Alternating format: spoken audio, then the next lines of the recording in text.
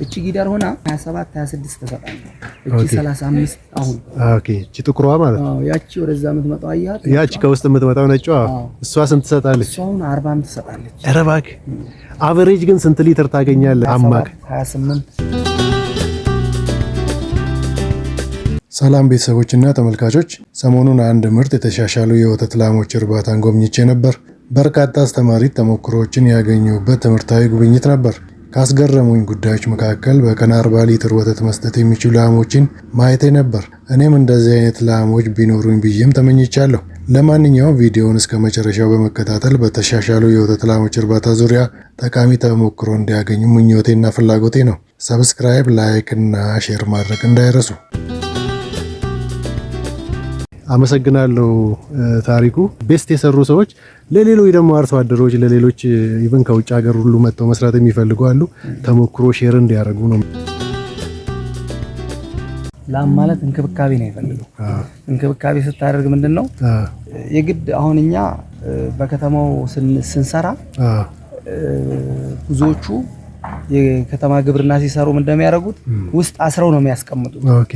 ግን ከብት እንደዚህ በዚህ መልክ መሆን አለበት። ለሊት እየተንቀሳቀሰ መሄድ አለበት። ነፃ መሆን አለበት። መመቸት አለበት። መኝታው ማረፊያቸው። አሁን እኛ ጋር ከተማ ውስጥ ምግብ ስንሰጥ እህል ነው የምንሰጠው። እህል አይደለም መውሰድ ያለበት። ከብቱ የተፈጠረለት ጨጓራው ሳር እንዲበላ ነው። ሳር እንዲበላ ወተት የሚጨምረው ሳር በመብላቱ ነው። የተሻለ ነገር በመብላቱ ነው እንጂ እኛ አሁን እህል እንደምናበላው ቢሆን ከብቱ በጣም ተጎጂ ነው። ሮገስ ወሳኝ ነው። ሮገስ አኩሪ ወሳኝ ነው። ቅድም ያየናቸው ኦኬ።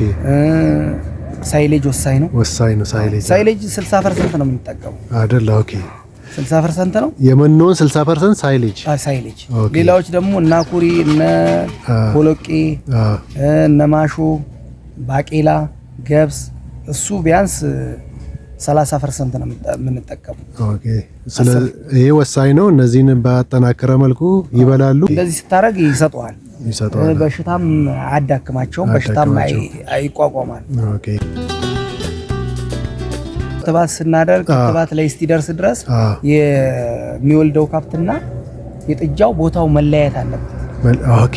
ለምን አሁን ይሄ ከብት ወደ 17 ጥጃ ምናምን እዛ ነው የምናስቀምጠው። ሌላ ፋርም ላይ ለምን አናገናኘው? ኦኬ። ያ ከብት አሁን አቅም የለውም። በሽታውን የመቋቋምም አቅም የለውም። ህፃን ናቸው። ለክትባት ሲደርሱ ወደዚህ ይመጣሉ። እንደዛ እንደ ጊደሮቹ ማለት እንደ ጊደሮቹ እዚህ ጋር ኦኬ። እነኛው ጊደሮች ናቸው እነዛ ፊት ለፊት። እነኛው ክትባት መውሰድ ይችላሉ። ስለቻሉ ነው ወደዚህ ያመጣናቸው። ብዙ መሬትም ያላቸው ሰዎች አሉ። ስራውን መስራት እየፈለጉ ደግሞ የሆነ መነቃቃትም የሚፈልጉ ሰዎች አሉ። ምንድነው የምትላቸው ለነሱ? ያው እነሱ ምንድነው መጀመሪያ በደንብ ጥናት ማድረግ ነው ስራውን ከመጀመራቸው። ኦኬ። ከመጀመሪያ ብዙ ሰው ችግር ውስጥ የሚገባው ምንድነው ጥናት በማያደርገው ነው። ጥናት ሳያደርግ ገብቶ ኦኬ በግምት ገብቶ ይሆናል በሚለው ገብቶ ነው ጉዳት የሚደርስ። ጥናት ግድ ነው። ሀገራችን ራሱ እኮ የምትመራው በመረጃ ነው። መረጃ ከሰበሰብክ ምንም ነገር የምትከስረው ነገር የለም፣ የምትጎዳው ነገር የለም። አትራፊ ነው። ከብት ላይ መኖ ነው በቃ። መኖን ስትጠቀም በአግባቡ መጠቀም ነው። ኦኬ። ሌላ ነገር የለም። በጣም አሪፍ ነው። እነዚህን ከብቶች ከየት ነው የምታገኙት? ከኬንያ ነው ያመጣኋቸው። ኧረ እባክህ እነኚህ ከኬንያ ነው። ከታንዛኒያ የመጡ አሉ። ከኬንያ የሚገርም የዛ ምርት ሲሆን ነው የተሻለ የሚሰጠው። እስቲ ንገረኝ በእናትህ። አሁን ነው የሰማሁት ደግሞ ይሄን። እንግዲህ ለኔ ራሱ ጥሩ ኤክስፒሪየንስ ነው፣ ለተመልካቾችም ጥሩ ነው የሚሆነው። ብዙ ስለሚጠይቁኝ ማለት ነው። ሂደህ ነው የምታመጣው በአካል? ይመጣሉ። በአየር ይመጣሉ። በአውሮፕላን ይመጣሉ። የሚገርም። ከታንዛኒያ የመጡት የሆነ ነጭ ነበረ እዚህ ለስራ አንበስት ላይ ያረግ መጥቶ ኦኬ ከሱ ላይ ነው የወሰድኳቸው። አሁን ከኬንያ ነው የመጣችው። የሚገርም ነው። በጊደርነቷ ነው። እቺም ኬንያ ነው። የተወሰኑት ነው ዘሮቹን ያመጣ ነው። ግን አሁን ምንድነው ጥሩ ዝርያ ማምጣት ትችላለህ። በምን ዘሩን ታመጣለህ። ዘሩን አምጥተህ እዚህ ማራባት። ኦኬ። አሁን ኮስቱ ትንሽ ከፍ ይላል። ብዙ ወጪ ታወጣለህ። ያ ከሚሆን ግን ዘረመሉን ታመጣለህ። እነኛውን ከባድ ዘር ናቸው። ስንት ሊትር ይሰጣሉ ግን? እነኛውን 35 ኧረ እባክህ ጊደር አሁን እነኚህ ጊደሮች ናቸው። እቺ ጊደር ሆና 27 26 ትሰጣለች። እቺ 35 አሁን ኦኬ። እቺ ጥቁሯ ማለት ነው። ያቺ ወደዛ የምትመጣው አያት ያቺ ከውስጥ የምትመጣው ነጯ እሷ ስንት ትሰጣለች? እሷ አሁን 40 ትሰጣለች። ኧረ እባክህ አቨሬጅ ግን ስንት ሊትር ታገኛለህ? እንዲያው ልጠይቅና አቨሬጅ እስከ 27 28 አይጠፋም ማለት ነው። እቺ አሁን እቺ ነጯ 40 ትሰጣለች። በቃ ምርጥ ከብት ወተት ላይ ኬንያ ከብት ነው። ምንም የኬንያ ከብት ኬንያን የሚያህል ምንም የለም። ኦኬ በጣም የሚገርም ነው። እንዲያውም ጥሩ ልምድ ነው። በጣም ደስ ብሎኛል። ኢንስፓየር ነው የሚያደርገኝ ራሱ አሁን ስትነግረኝ። በመርፌ ነው የተወለዱት። ኬንያ ናቸው እንዳለ የኬንያ ናቸው ሁሉም ጊደሮች። እርግዝና ይዘዋል ያዟል። አሁን እቺ እርግዝ ነች። የሚገርም ያልያዙም አሉ።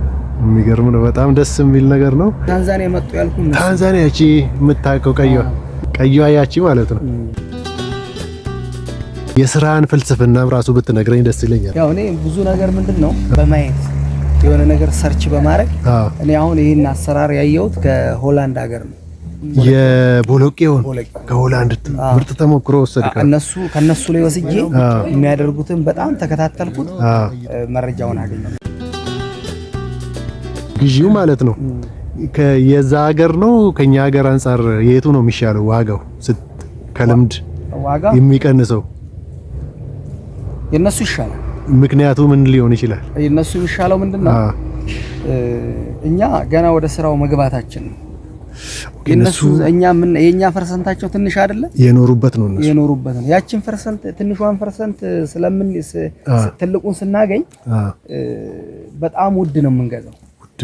ለምን? የነሱ ዘር የተሻለ ዘር ነው ያላቸው። እኛ ቴክኖሎጂው ላይ ችግር ነው ገና ነው። ኦኬ ይሄን ለማድረግ ራሱ ለምን አሁን ለምሳሌ በመንግስት በኩል ለምን ብሎ ይጠይቀዋል። እንደዚህ ብታረገው መሆን የለበትም መታሰር አለበት ይለዋል። ግን መታሰር የለበትም ነፃ ነው መሆን ያለበት። በፈለገበት ሄዶ ነው ተኝቶ መብላት። አንተ እኮ የራስን ጽንሰ ሐሳብ ፍልስፍና መሬት ላይ አውርደ ውጤቱን እያየ ነው። እንዲያውም ከዚህ መማር አለብን። እኔ አሁን ይኸውልህ እኔ በእነሱ ምንድነው መሰለህ ይሄን በመንግስት አይደለም የወሰድኩት። መሬቱ የራሴን ይዞታ ነው። ገበሬ ነኝ። በዛ ስለሆነ ነው እንዲህ ፍሪ አርግቼ የምጠቀመው። በከተማው ግብርና ቢሆን እንደዚህ መስራት በዚህ ውጣ በዚህ ግባ ነው እኔ ነፃ ስለሆንኩ በፍላጎቴ የሰራው ነው ማለት ነው። ይሄ ፐርፌክት ነው። በቃ ብዙ ሰዎች እኔም ተማርኩበት፣ የኔም ተመልካቾች ብዙ ቦታ ላይ ሀገር ውስጥም ውጭ ሀገርም ያዩ ይኖራሉ፣ ይማሩበታል። አሁን ለምሳሌ እኔ ራሴን ኑሮና የቤተሰብ ያለው ኑሮ መምራት ከቻልክ እኔ ስራውን ምንድነው እሱ ያሉ ሰዎች 8 ሰዎች እነኚህ ሰዎች ብቻ አይደሉም። ወተት የሚሸጡ 4 ሰዎች አሉ። እያከፋፈሉም የሚሸጡ አይደለም፣ እዛው ለህብረተሰቡ ነው የሚሸጠው። እኛ በችርቻሮ ነው። አሁን ለምሳሌ እዛ በር ላይ እናንተ አልተጠቀማችሁ እዛ ጋር ያ እነኛ አርጎ የሚሸጡ አሉ። ኦኬ ወተቱን አድርገው የሚሸጡ አሉ። አሪፍ ለአካባቢው እዛው ለህፃናት አይደለ በጣም ተፈላጊ ንጹህ ነው። ንጹህ ወተት አይተናል፣ ቀምሰን ቅድምም አይተናል። ምንድነው በቃ ናቹራል የሆነ ነገር ነው። ናቹራል ነው። ትክክል። ያ ነው ደግሞ ሰው እንዲመጣ የሚያደርገው። የአካባቢ ላይ ሲሸጣው የኛ ወተት ሳያልቅ ሌላ ወተት አይሸጥም። የመኖ ማምረቻ ቦታ እርሻ ምናምን አለ እንዴ? የመኖ ማምረቻ የአልፋልፋ የዚሆኔ ምናምን ምንድነው ኮንትራት እየወሰድኩ ነው ማለት ነው። ታርሳለህ? በጣም አሪፍ ነው። መሬቱን አርሰህ ወደ መኖ ቀይረህ መኖ ከራስህ አድርገህ የምትጠቀመው ነገር በጣም አትራፊ ነው። ወደ መኖ የቀየር ነው ማለት ተከራይተን አርሰን መሬት ውስጥ ቀብረን በመኪና አጓጉዘን ብዙ ታተርፋለህ። ከርሻ የማመጣውን ነገር ለነሱም ሸጬ የነሱንም ማስተካከል ነው ፈልገው ማለት የወተት ካብ መጠቀም ያለበት ሳይሌጅ መጠቀም አለበት። ሳይሌጅ አልፋልፋ ሮደስ እነኚህ ነገሮች ሲያገኙ አንደኛ ሳር ኦርጋኒክ የሆነ ነገር ነው የሚያገኙት። ለህዝቡም የሚጠቀመው ጤና ነው። ህፃናቱም ጤንነት ነው፣ ለከብቱም ጤንነት ነው። የተሻለውን ነው መጠቀም። እኔም ውጤታማ ሆናለሁ። ከተማ ሲሰሩ አሁን የከተማ አርቢዎች ከሰው እየተሻሙ ነው የሚጠቀሙት። ያ ለምን መንግስት በደንብ ስላላየው እንጂ ጎጂ ነው። ለነሱም ተጎጂ ነው፣ ለአርቢውም ተጎጂ ነው፣ ተጠቃሚውም ተጎጂ ነው። በእንደዚህ አይነት ግን ቢጠቀም በጣም ተጠቃሚ ሆነ። ካቀረብኩት ተሞክሮ ጠቃሚ እውቀት እንዳገኙና እንደሚጠቀሙበት እተማመናለሁ። ሰብስክራይብ፣ ላይክ እና ሼር ማድረግ እንዳይረሱ። ጠቃሚና አስተማሪ ሀሳብ፣ አስተያየት ወይንም ጥያቄ ካለዎት ይላኩልኝ። ቸርነት ዘለቀ ነኝ፣ የኢትዮጵያ ዴይሪ ፋርም ሚዲያ ተጽዕኖ ፈጣሪ። አመሰግናለሁ።